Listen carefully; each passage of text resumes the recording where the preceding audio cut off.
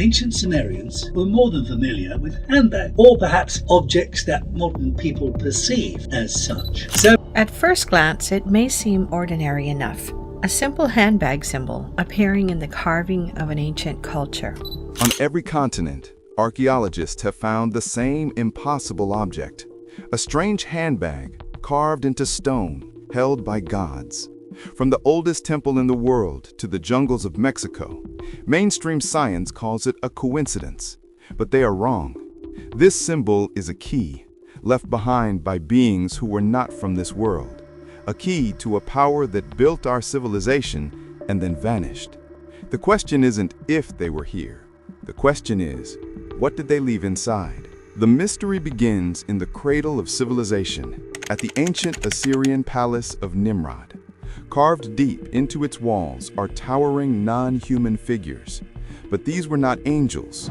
The oldest Sumerian texts call them the Apkallu, 7 sages who appeared after a great flood to restart civilization. And they didn't come from the sky, they came from the sea. Ancient lore describes them as amphibious, fish-like humanoids who emerged from the water to teach humanity the fundamentals of law, science, and architecture.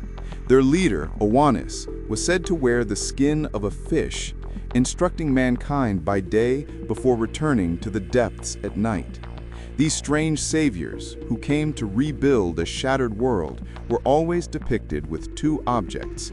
In one hand, a comb. In the other, the impossible handbag.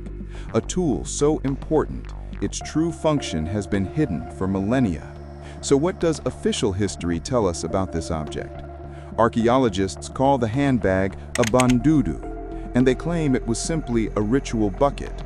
In their view, it held holy water, while the cone, known as the malilu, was used to sprinkle it in a ceremony for purification or to bless the land for fertility.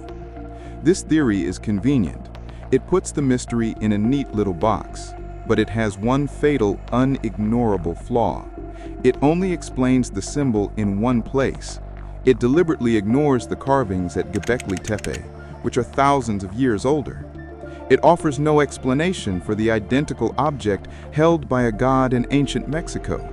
Are we to believe that separate civilizations, divided by oceans and millennia, independently invented the exact same ritual with the exact same tools?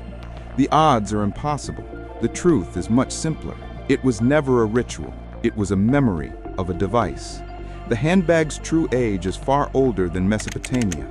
At Göbekli Tepe in Turkey, identical carvings date back 12,000 years. This site was built right after the Younger Dryas event, a global cataclysm of fire and flood that erased entire civilizations from the map. This wasn't the dawn of civilization.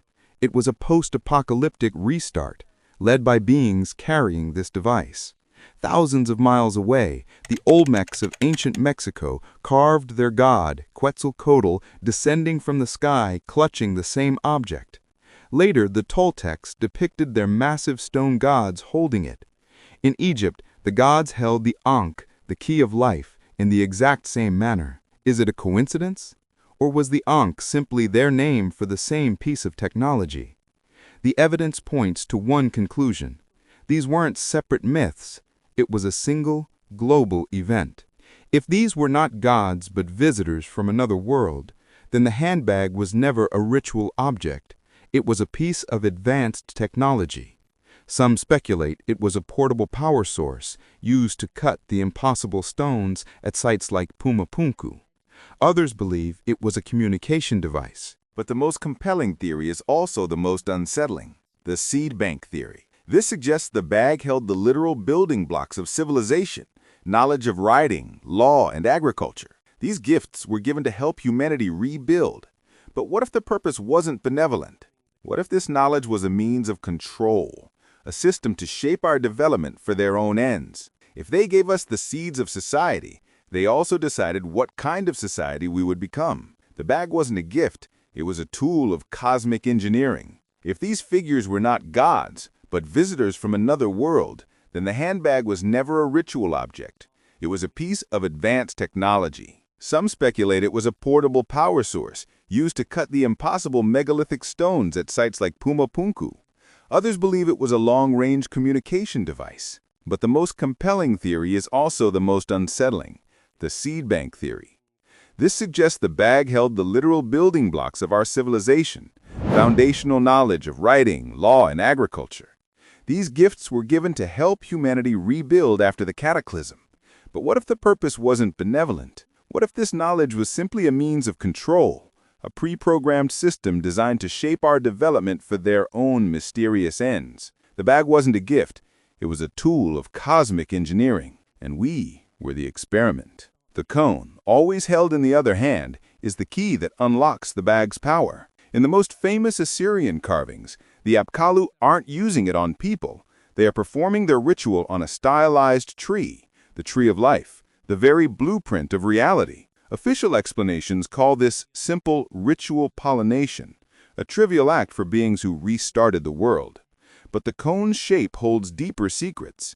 It perfectly mirrors the human pineal gland, our third eye, suggesting a ritual for spiritual awakening. But what if its purpose was more physical and far more terrifying? The shape is also ideal for a focused energy weapon, or worse, a biological sampler. Were they blessing the tree of life, or were they rewriting its genetic code? Were they awakening humanity, or were they harvesting our DNA, treating us not as children, but as a resource? Mainstream archaeology has built a wall of denial around this mystery. They doubled down on the pollen theory, insisting these world-changing gods were just performing fertility rites. This convenient explanation deliberately ignores the fact that the symbol appears in cultures with no shared agriculture or religious practices. When that fails, they pivot to abstract philosophy. They claim the bag's handle represents the heavens and the base represents Earth, a respectable theory that requires no real answers, but it fails the most basic test of logic. Why would completely separate civilizations, thousands of years apart, independently invent the exact same visual design to represent the same complex idea? The odds are statistically impossible. These aren't theories, they're just excuses designed to avoid the one truth they cannot accept. Someone, or something, brought this device to all of them. The consistency isn't a coincidence, it's a signature. For thousands of years, the handbag was the ultimate symbol of divine power. Then, around the classical period, it disappeared from public art and records almost overnight. Why? Alternative theorists believe the visits simply stopped. The gods left their grand experiment, with some, like Quetzalcoatl, promising to one day return. Humanity was effectively abandoned. But a more sinister theory suggests the knowledge wasn't lost, it was intentionally suppressed. The authority of rising monotheistic religions and academic institutions depended on them being the sole source of truth. The fact that civilization was a gift from non-human visitors was a secret that could shatter their power. So they systematically erased it, labeling old stories as pagan myths. The truth was driven underground, hidden within secret societies, and humanity was left to forget the very technology that built its world. But here is the most terrifying part. The technology was never lost. It's been hidden in plain sight. In museums across the world, physical artifacts labeled as simple ritual buckets perfectly match the designs from the carvings. For over a century, they have sat ignored. But what if we analyzed them with modern tools? Would we find traces of pollen and water, or residue of impossible materials and dormant energy signatures waiting to be awakened? Researchers now theorize these were functional electromagnetic devices. The impossible stonework at Pumapunku wasn't primitive. It was humanity's last desperate attempt to replicate the handbag's power after their teachers abandoned them. And now we may finally be close to understanding the original schematics left behind. The question is no longer if we can find the technology. The terrifying question is, what happens when we finally turn it back on? The evidence is overwhelming, but the most unsettling discoveries are happening right now. Using advanced satellite imagery and ground-penetrating LiDAR, independent researchers are uncovering what the institutions have ignored. The handbag sites are not random. They are nodes in a massive, interconnected global network, aligned with a precision our ancestors could not have achieved.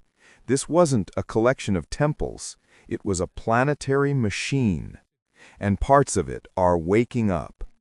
Strange energy signatures and geothermal anomalies are being detected at key points in this grid, particularly in the most desolate places on Earth, deep beneath the Antarctic ice and in the silent trenches of the Pacific Ocean. It's as if a dormant power source is beginning to stir.